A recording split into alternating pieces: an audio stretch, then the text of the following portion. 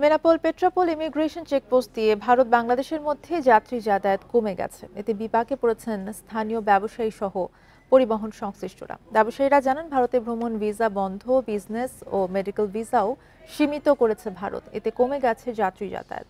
গত 3 দিনে যাতায়াত করেছে মাত্র ৫,৪৬৯ জন। অন্য সময় যেখানে প্রতিদিন যাতায়াত করতেন ৬ থেকে ৮,০০০ মানুষ। ক্ষতির মুখে পড়েছেন স্থানীয় ব্যবসায়ীরা। বন্দর ইমিগ্রেশন কর্তৃপক্ষ জানায়, ভিসা জটিলতায় চেকপোস্ট এলাকা ফাঁকা হয়ে পড়েছে।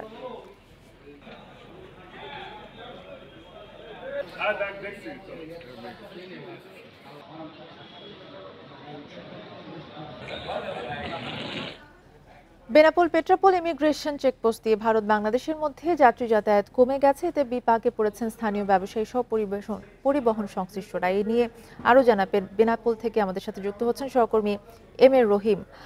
রহিম, এই সংকট কাটাতে কর্তৃপক্ষ কোনো ব্যবস্থা নিচ্ছে কিনা? আপনি জানেন, আমি এখন দাঁড়িয়ে আছি দেশের বৃহৎ স্থল বন্দর বেনাপোল প্যাসেঞ্জার টার্মিনালের সামনে। আপনি দেখেছেন যে প্যাসেঞ্জার টার্মিনালের সামনে প্রতিদিন সকাল থেকে গভীর রাত পর্যন্ত প্রায় 5 থেকে 7,000 বা কোনো সময় শুক্রবারের দিন 8 থেকে 9,000 পাসপোর্ট যাত্রী যাতায়াত করত, যেখানে ভারত, বাংলাদেশ সহ বিশ্বের বিভিন্ন দেশ থেকে আন্তর্জাতিক চেকপোস্ট হওয়ায় এখান থেকে পাসপোর্ট যাত্রী যাতায়াত করে। যেহেতু এই সম্পর্কের সময় দেশের বিরাজমানের পরিস্থিতিতে অর্থাৎ 5 তারিখের পরে যে টুরিস্ট ভিসা ভারত অনেকটা বন্ধ করে দিয়েছে, বা অপরদিকে যে মেডিকেল বা বিজনেস বা অন্যান্য ছাত্রদের যে ভিসাগুলো দেওয়া হতো, এই ভিসাটা অনেকটা সীমিত করা হয়েছে। এই কারণে যাত্রী সংখ্যা কমে গেছে।